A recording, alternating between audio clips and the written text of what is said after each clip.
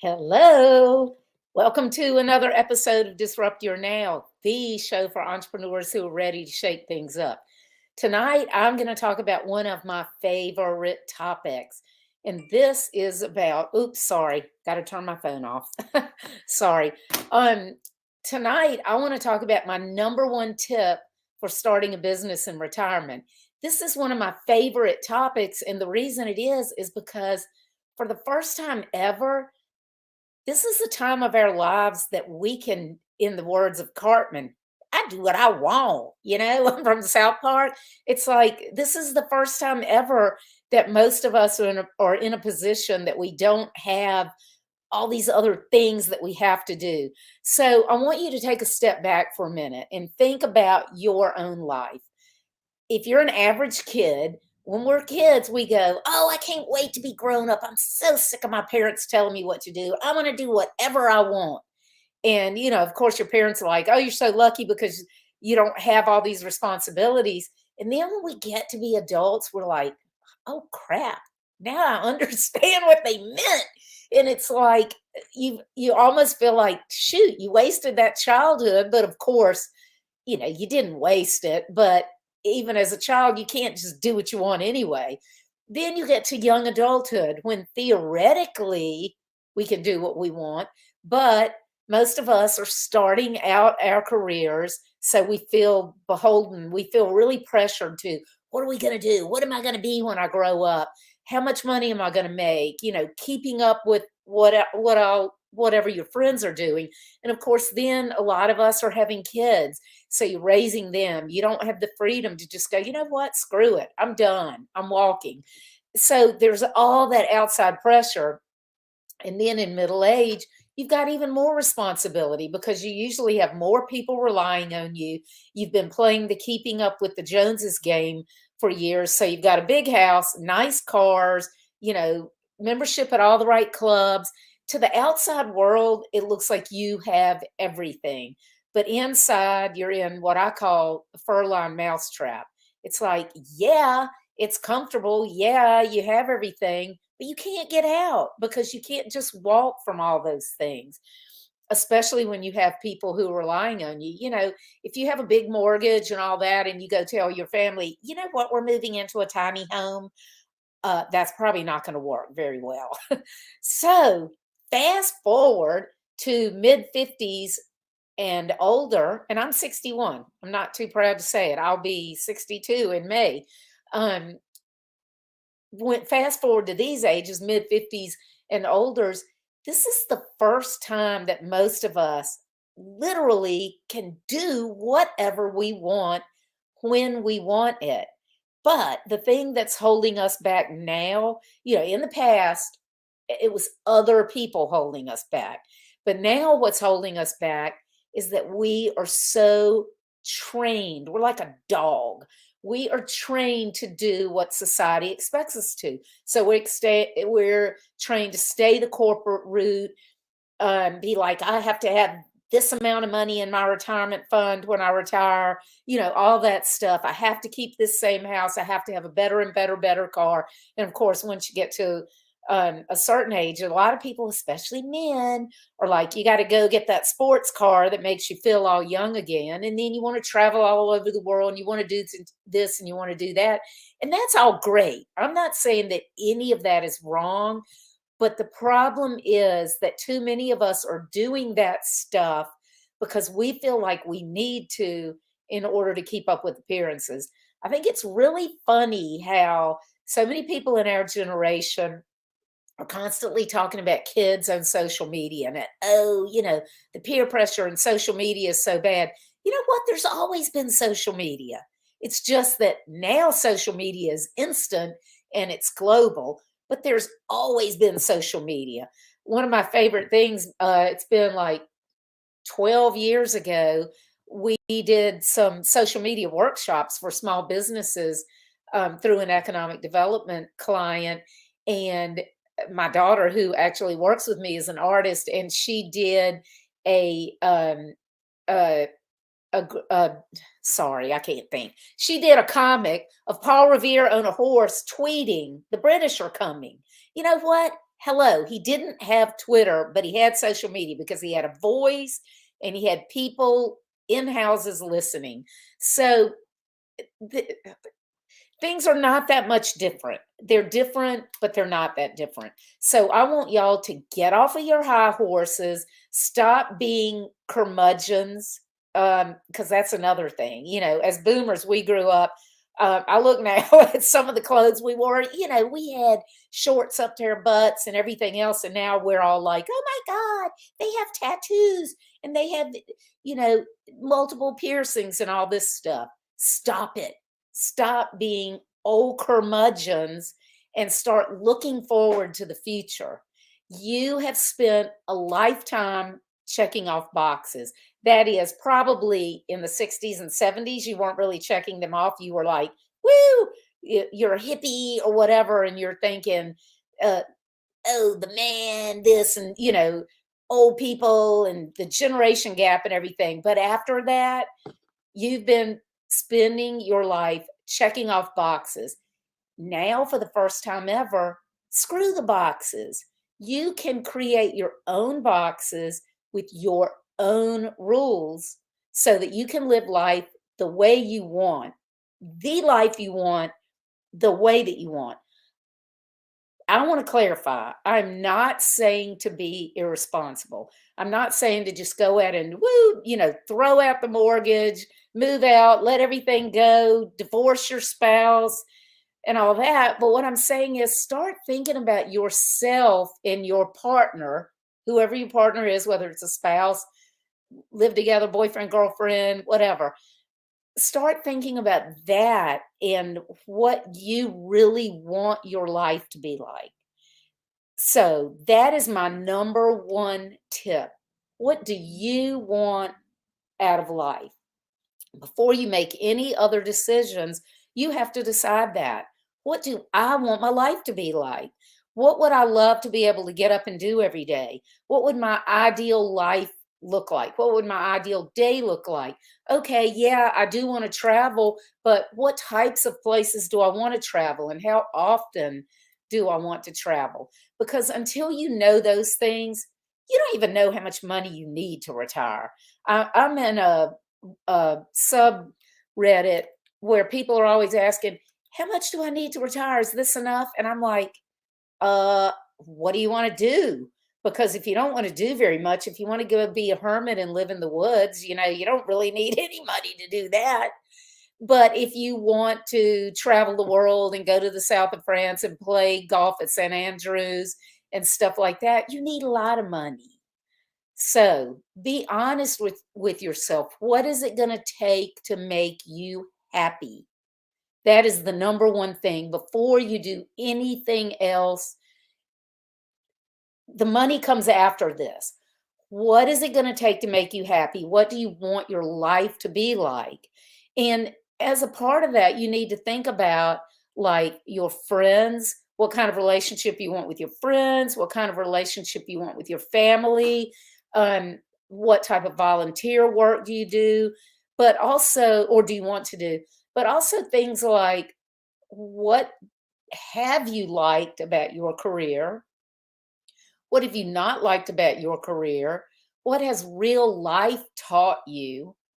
Because, the school of hard knocks is gives you a great education. So it may not what the things that you really love to do or the things that you're really drawn to may have not really anything to do with your formal education or your formal job.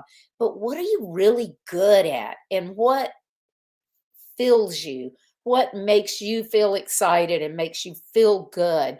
And, I love having a higher purpose, but that doesn't mean that everybody has to have a higher purpose, as in, this do good, whatever.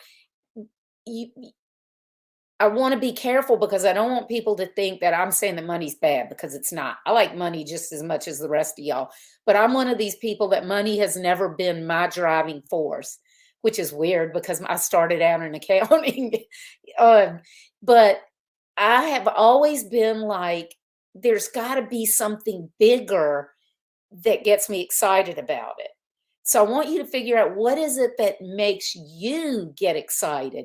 And that's really hard to do. I was probably in my mid 30s before I even started grasping what I really liked and didn't like and why I liked it and didn't like it. And I'll have to say that most people are way older than that because they don't have the luxury that I did to be able to even think about that, because most people are just working, going to work, coming home, going to bed, getting back up, going back to work. But I will give you, when I saw hints to myself, um, my second job out of college, I worked for an international conglomerate and I was miserable. It was a really good job. I worked in the controllers area. It was a training program for controllership later.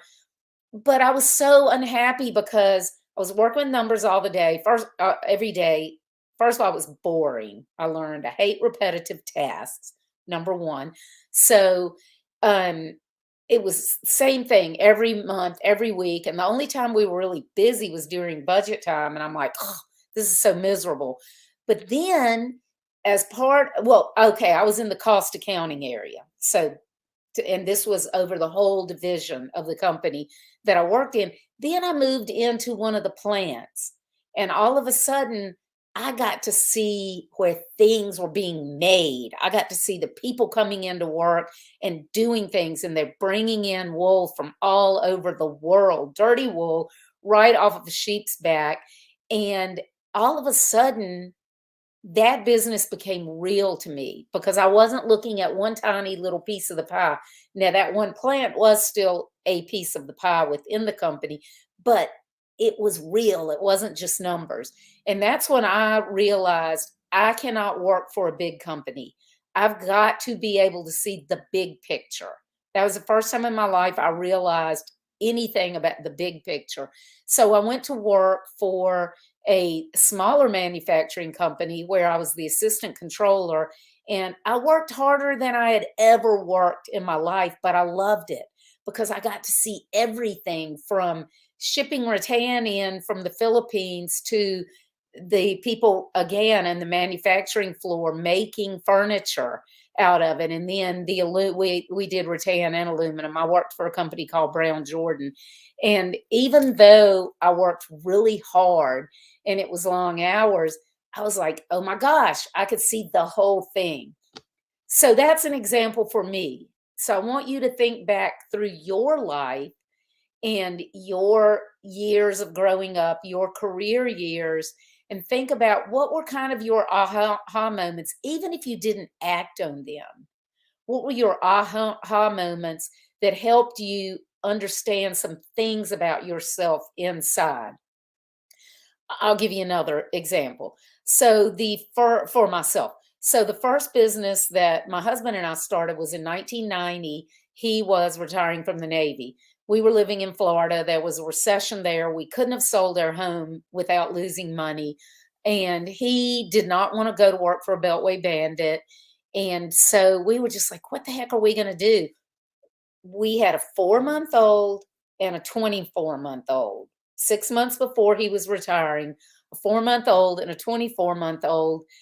And I'm like, let's start a business. So we started a business. We decided to start a vending company because we figured, hey, this is easy to get into. You can kind of do it in small bits. And so I started it all by myself, making cold calls all day. I had never done sales at all, learned I liked it. But here I had two babies. And by the time my husband retired in 6 months, he had a full time job to go to. We made we made really good money. It's very comfortable. It was a lot of fun to be in, but we learned that for the short term for us, it was perfect. But we learned for the long term, it was not the business that we wanted to be in because to continue to grow, to continue to scale, we would have to invest a lot more money because, it involved drivers and all that stuff. So it suited us at the time that we did it, but it didn't suit us for the long term. So we sold that business and started another one. But those are the kind of things that in your real life, whether it's a job you had or your real life, as in what your family life is like and your volunteer life, try to think back. What are the things that you felt like filled your cup up, and what are the things that sucked your soul dry? Um, I think a lot of people don't even really know because we don't give ourselves the luxury of even thinking about it because we feel like we have to keep our nose to the grindstone and just keep working because kind of that's the way that that's kind of survival mode because you don't want to pick your head up and look around because if you do, then you realize kind of what you're missing and you feel like you might be miserable. Um, so try to look back over your life, figure out what the things are that you like, what the things are you didn't like or don't like, and not just that, but why you like them and why you don't. And those are hard. So for me, um, the thing about accounting, it wasn't the numbers because I was great at that. It was I didn't like repetitive tasks. I didn't like the tiny piece of the pie. And I kind of had to keep stepping back to figure out what does this really mean? And I learned as I got older, learned more about the big picture and strategy, which in college back then they didn't talk about it all. I don't know if they talk about it now, but I gradually learned that that's what I love. I love the 30,000-foot level. I'm great at the down in the weeds, but my problem is I get so absorbed with what's in the weeds that I can't let go. So I like to be up at the 30,000-foot level and using my imagination and my experience and my vision to help come up with solutions to problems that other people don't see. Um, so I'm going to go back to talking about our age now. We are at an age that you can start being selfish. Your kids are grown, or if they're not grown, they're close to being grown. Sorry, Freudian slip there. Um, most of those responsibilities that involve other people besides you and your partner or spouse, most of those responsibilities are starting to go away. And this is when a lot of people are like, oh, my life sucks. I'm not important anymore. What I do doesn't matter. But God, there are so many people that you could help with your lifetime of knowledge. And here's the other thing, you don't need hardly any clients at all. I mean, you can build a big business, you can have lots of clients, but like for me, I like having a very few clients and I like being very particular about who I work with. That way, I'm not trapped into something that I'm not enjoying and I'm helping people that I feel like I can really help the most. Now, somebody else may be like, no, I want to start a bigger business and I want to build up staff and I want to really scale it into something that I can turn around and sell. There's nothing wrong with that. But I've already sold 3 businesses, including a .com right before the bubble burst. So I've done all that. And I'm in my groove now of having fun, doing things that are fulfilling to me. So I want your homework is to sit down and kind of go back through your life and really examine what the things are that have made you happy, that have made you feel fulfilled, and why they did. Because a lot of times people don't even realize why they did. And then what are the things that either you didn't like to do or you couldn't stand, or maybe they made you feel really anxious. Your anxiety level was through the roof. So figure that out. And then, okay, well, why did they make you feel like that? And start going through those things in your life and do this journey of self-discovery to help you kind of backtrack into what you were meant to be when you grow up. Because I guarantee you there's something in there that you have not allowed to peek out. I'm sorry. I'm plugged into the Ethernet. I have a brand new computer. I don't know what's going on. But so give yourself the luxury of really looking deep inside. And I don't want to sound all woo woo, but whatever. Um, really think about, what would you love to do right now? If you could do anything at all, what would you love to do? Start a list, what you like, what you don't like, and then go from there. And I'll be back with more tips, a couple things that might help you. Or if you already own a business and you want to sell it, I wrote Boomer Cash Out a few years ago, and it's a short book, easy to read, layman's terminology about how you can and should be using the web to make your business more marketable and more likely to sell for retirement, because you probably know that only about maybe a third of businesses sell, and most of them go for half of what the owner is worth. So if you already own a business, that's a good one for you to read. And then Disrupt Your Now will help you understand some of the things that other people have gone through, because I have 50 entrepreneurs featured in this. And Disrupt My Now is the workbook that goes with that. So if you need help, and most people do, because most people are not used to allowing themselves the luxury, if you need help, that workbook will help you work through the things that I've been talking about and way more. I mean, at the end, you're even going to work through a higher purpose, and what is it that you feel like, uh, when you're gone, what is there going to be for people to remember about you? And that's what the higher purpose can be. It can be that they had great jobs and that their family had big houses because you created jobs, and that's fine. But it also could be that you have done some type of volunteer work or philanthropic work. So I encourage you to get Disrupt Your Now and Disrupt My Now and start your journey towards what your retirement is going to be like, so you can do what you want. Thanks, y'all, and I will see you next week.